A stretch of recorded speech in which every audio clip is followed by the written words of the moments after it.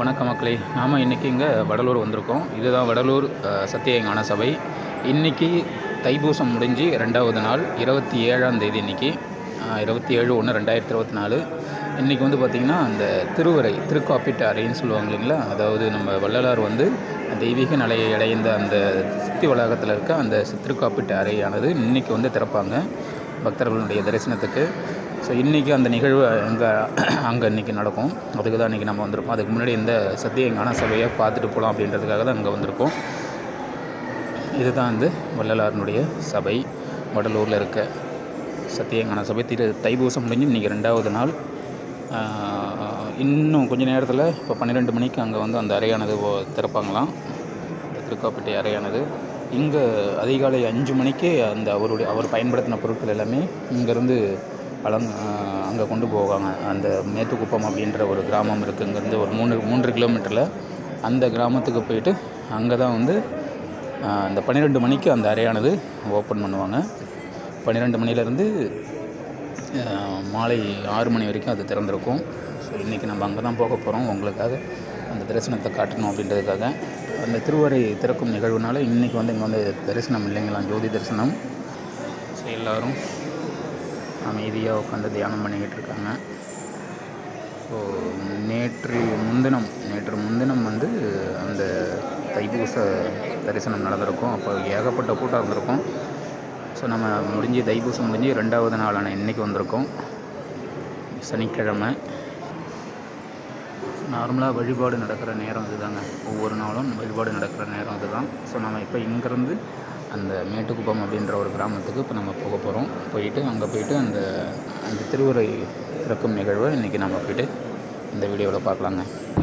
இப்போ மேட்டுக்குப்பம் போய்கிட்டு இருக்குங்க. அந்த வடலூர் சபையிலேருந்து பின்பக்கமாகவே ஒரு வழி இருக்குது. அது வழியாக அப்படியே போய்கிட்டு இருக்கோம். இங்கேருந்து ஒரு 3 கிலோமீட்டர் தொலைவில் தான் அந்த மேட்டுக்குப்பம் அப்படின்ற அந்த கிராமம் இருக்குது. ஸோ 2 வழி இருக்குது. நீங்கள் அந்த விருத்தாச்சலம் ரோட்டில் போனீங்கன்னா அங்கேருந்து மேட்டுக்குப்பம் மெயின் ரோடு இருக்குது, அந்த வழியாகவும் போகலாம். சபையிலேருந்து இந்த பின்பக்க வழியாகவும் நீங்கள் அந்த மேட்டுக்குப்பம் போயிட்டு ரீச் ஆகலாம். ஏகப்பட்ட கூட்டம் இருக்குதுன்னு சொல்லியிருக்காங்க. பார்ப்போம், நேரில் போயிட்டு பார்ப்போம் எப்படி இருக்குது அப்படின்னு. ஸோ வந்தாச்சுங்க சித்தி வளாகம். இன்னும் 1 கிலோமீட்டர். எவ்வளோ கூட்டம் பாருங்கள், ஏகப்பட்ட கூட்டம். பஸ்ஸு கார்லாம் இங்கே பார்க் பண்ணிட்டாங்க. ஸோ மக்கள் எல்லோரும் கூட்டமாக அங்கே தான் போய்கிட்டு இருக்காங்க. நிறைய பேர் வருவாங்க. இன்றைக்கி அங்கே சபையில் கூட அந்தளவுக்கு கூட்டம் இல்லை, இங்கே தான் நிறைய கூட்டம் வரும்.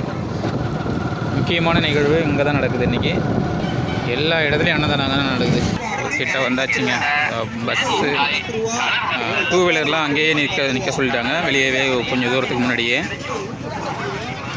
இங்கேருந்து அப்படியே கொஞ்சம் தூரம் நடந்து போகணும். அதை போது பாருங்கள், அந்த ஆபரணம் அவர் பயன்படுத்தின பொருட்கள் எல்லாமே இதை போது பாருங்கள்.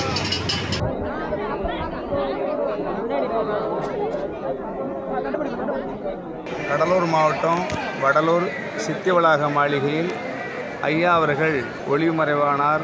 இரவு நடிகிலே ஒளிவ மறைந்தார். இன்று நடைபெற்று கொண்டிருக்கின்றது. வருடத்துக்கு ஒரு முறை தை மாதத்தில் வருகின்ற பூசம் வந்து தைப்பூசம் என்று சொல்வார்கள்.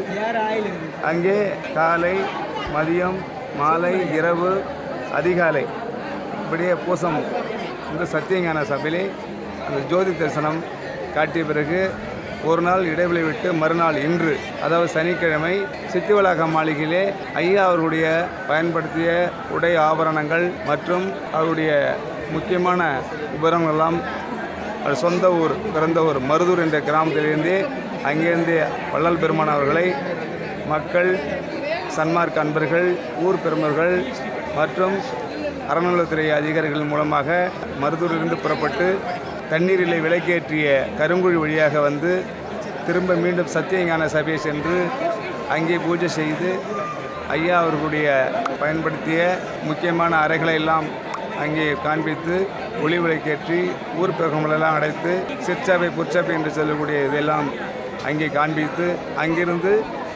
ஊர்வலமாக வருவார்கள். அப்போது வருகின்ற பொழுது அங்கே மருதூரிலிருந்து வருகின்ற பொழுது ஒவ்வொரு சன்மார்க்க அன்பர்களும் ஊர் மக்களும் ஐயன் அவர்களுக்கு விளக்கேற்றி தீபம் ஏற்றி வழிபடுவார்கள்.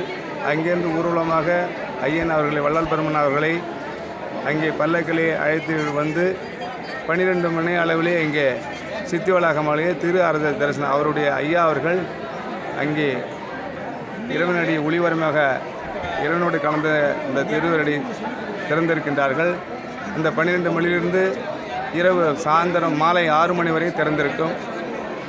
அப்பொழுது ஒவ்வொரு மக்களாகவும் ஆண்கள் பெண்கள் எந்தவித ஜாதி மத இன வேறுபாடும் அனைவரும் ஒன்றாக கலந்து ஒன்றன் பின்பாக வரிசையாக சென்று ஐயன் அவர்களுடைய திரு அறை தரிசனத்தை கண்டு மகிழ்வார்கள், வணங்குவார்கள், அருள் பெறுவார்கள். ஐயன் அவர்களுடைய அருள்பாகம் உலகத்த மக்களுக்கு அருள்பாகிவிட்டும். அருட்பெருஞ்சோதி அருட்பெருஞ்சோதி தனிப்பெருமுனை அருட்பெருஞ்சோதி. இந்த சித்தி வளாகனுடைய அறை திறப்பது வருடத்துக்கு ஒரு முறை. தைப்பூசம் முடிந்து ஒரு நாள் போட்டு மறுநாள் அப்பொழுது இந்த சித்தி வளாகம் அப்போது அது வரைக்கும் அந்த கதவு பூட்டி தான் இருக்கணும். அந்த மற்ற நேரத்தில் அனைத்தினுடைய பொதுமக்களும் அனைவரும் வந்து இனி நேரத்திலையும் வந்து அங்கே தியானம் செய்யலாம். தியானம் பெறுவது மக்களுக்கு ஒரு நல்ல ஒரு ஒழுக்கத்தையும் நல்ல ஒரு சைவ சித்தாந்தத்தையும் நல்ல ஒரு குடும்பத்து முன்னேற்றத்தையும் கொடுக்கும். உலகத்தில் அத்தனை சன்மார்க்க அன்பர்களும் பொதுமக்களும் வருகிறார்கள்.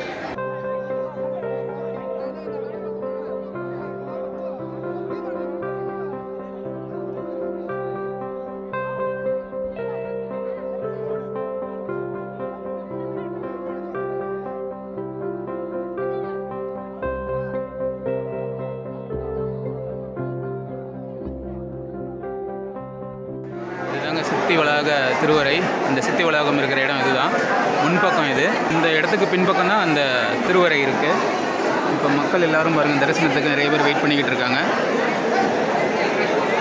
எல்லாம் இப்போ அந்த ஆபரணம் வந்தது இல்லைங்களா, ஒரு பயன்படுத்தின பொருட்கள் அந்த பல்லக்கில், அதுதான் இப்போ அந்த வழியாக போயிட்டு அந்த திருவரைக்குள்ளே வைப்பாங்க.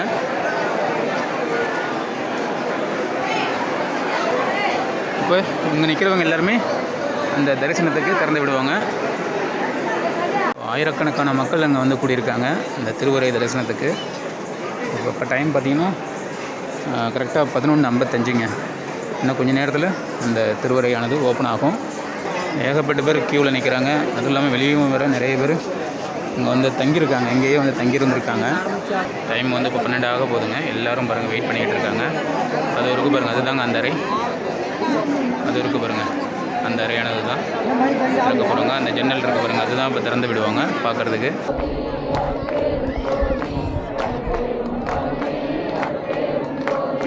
அருட்பெருஞ்சோதி அருட்பெருஞ்சோதி தனிப்பெரும் கருணை அருட்பெருஞ்சோதி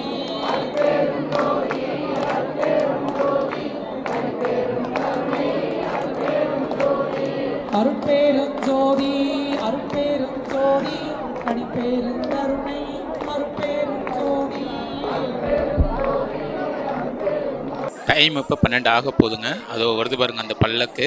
நம்ம இதுக்கு முன்னாடி பார்த்துருப்போம். அந்த தெரு வழியாக ஒவ்வொரு வீட்லேயும் தீபமேற்றி வழிபட்டு அப்படியே அந்த வழியாக வந்து இந்த சித்தி வளாகத்தை சுற்றி இந்த பக்கம் வந்துக்கிட்டு இருக்குங்க. மக்கள் எவ்வளோ பேர் கூட்டமாக நின்றுக்கிட்டு இருக்காங்க பாருங்கள் அந்த திருவரை தரிசனத்துக்காக. ஏகப்பட்ட கூட்டங்க. இப்போ 12 மணி ஆக போகுது. இன்னும் கொஞ்சம் நேரத்தில் அந்த பல்லக்கு இந்த ஜன்னலுக்கு நேராக வந்து அந்த பல்லக்கை நிறுத்தி வைப்பாங்க. கரெக்டாக அந்த பல்லக்கு வரும்பொழுது அந்த ஜன்னலானது ஓப்பன் ஆகிட்டு உள்ளே வந்து பார்த்திங்கன்னா ஜோதி காட்டுவாங்க. அந்த நிகழ்வு தான் இங்கே வந்து சிறப்பாக நடக்கிறது ஒவ்வொரு ஆண்டும். பக்தர்கள் எல்லோரும் அந்த ஜன்னல் வழியாக அந்த ரூமை வந்து தரிசிக்க ஒவ்வொருத்தவங்களா அனுமதிப்பாங்க. பக்தர்கள் பார்க்கும் பொழுது அந்த ஜோதி தரிசனம் உள்ளே தெரியும். இன்றைக்கி ஒரு நாள் மாலை 6 மணி வரைக்கும் இந்த அறையானது திறந்திருக்கும். நீங்களே பார்க்குறீங்க எவ்வளவு கூட்டம் பாருங்கள், எவ்வளவு நெரிசலோடு அந்த இடத்துல நிற்கிறாங்க பாருங்கள். காவல்துறையினர் தான் ரொம்ப கஷ்டப்பட்டுக்கிட்டு இருந்தாங்க இந்த இடத்துல இந்த கூட்டத்தை சமாளிக்கிறதுக்கு. அவங்களும் இல்லைன்னா இந்த இடம் வந்து ரொம்ப கஷ்டமாக இருக்கும் வந்தவங்களுக்கு. இன்னும் தூரத்தில் நிறைய பேர் நின்றுட்டு இருக்காங்க. இந்த கியூ இல்லாமல் இந்த தூரத்துலேயும் இன்னும் நிறைய பேர் தரிசனம் பண்ணிக்கிட்டு இருந்தாங்க. ஸோ இன்னும் கொஞ்சம் நேரத்தில் இந்த பல்லக்கு கிட்ட வந்துருச்சு பாருங்கள். இந்த பல்லக்கில் பார்த்தீங்கன்னா அவர் பயன்படுத்தின பொருள், அவருடைய உடை, அப்புறம் அவர் ஏற்றின அந்த திருவருட்பாவினுடைய புத்தகம், இந்த மாதிரியான முக்கியமான பொருட்கள் அந்த பல்லக்கில் வச்சு அவர் பிறந்த ஊரான மருதூரிலிருந்து அவர் தண்ணீரை விளக்கேற்றின அந்த வீடு, அதுக்கடுத்து வள்ளலாருடைய சத்திய ஞான சபை, இங்கெல்லாம் போயிட்டு எந்தெந்த இடத்துலலாம் அவர் வந்து தங்கியிருந்தாரோ அந்த இடங்களுக்கெல்லாம் சென்று கடைசியாக இந்த சித்தி வளாகத்துக்கு வருங்க. இப்போ பாருங்கள், கரெக்டாக அந்த ஜன்னலானது திறக்கப்படுது. இந்த பல்லக்கும் அந்த ஜன்னலுக்கு நேராக வந்து நிற்குது. இந்த பல்லக்குள்ளே ராமலிங்க அடிகளாரினுடைய திருவுருவப் படம் இருக்குது. கரெக்டாக அந்த ஜன்னல் வழியாக அந்த அறையை பார்க்கும்படி கொஞ்ச நேரம் அந்த பல்லக்கு அந்த இடத்துல நிறுத்தி வச்சுருக்காங்க. இந்த சமயத்தில் தான் உள்ளே வந்து பார்த்திங்கன்னா தீபம் காட்டுறாங்க.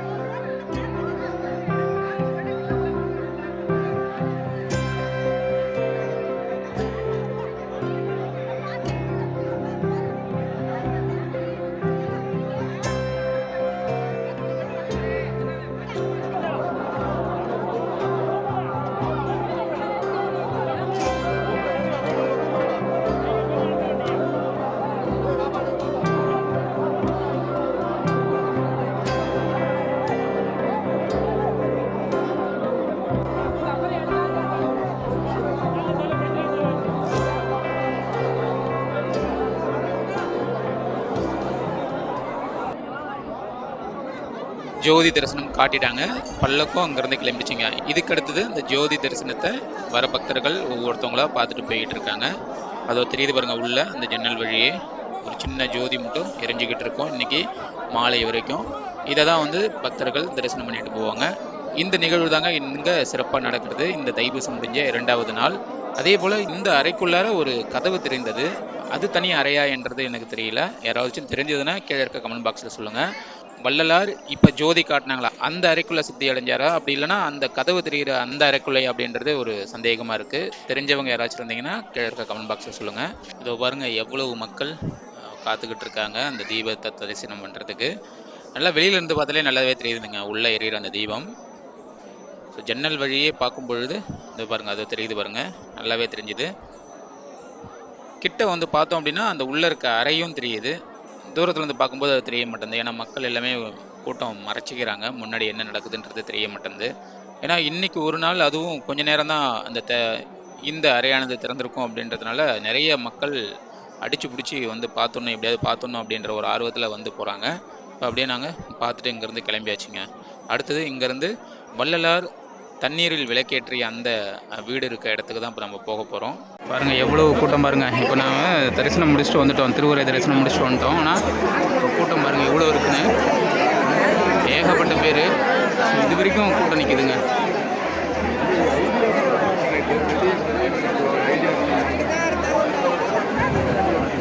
நீண்ட வரிசையில் நிற்கிறாங்க. இன்றைக்கி மாலை 6 மணி வரைக்கும் அந்த தரிசனம் இருக்கும் அப்படின்றதுனால இப்போ நிறைய பேர் வந்து கியூவில் நிற்கிறாங்க. கிட்டத்தட்ட ரொம்ப தூரத்துக்கு நிற்கிது அந்த கியூ.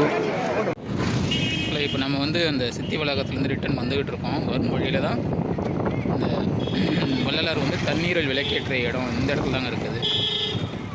இந்த திருவழியாக போகணும். இது உள்ளே போனோம்னா இங்கே தான் பக்கத்தில் இருக்குது அப்படின்னு சொல்லியிருக்காங்க. வாங்க அது இப்போ அதையும் போய்ட்டு பார்த்துட்டு வந்துடுவோம்.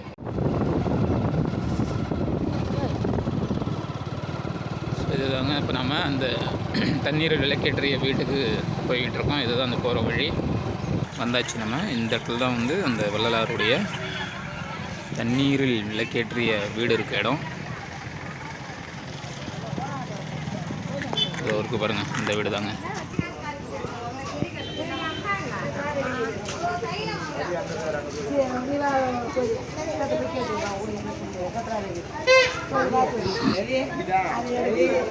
இந்த வீடு தாங்க. இப்போ அது வந்து கொஞ்சம் ஒரு சில இதெல்லாம் பழைய வீடு தாங்க. அது ஒரு சில இதெல்லாம் புதுமைப்படுத்தி வச்சுருக்காங்க.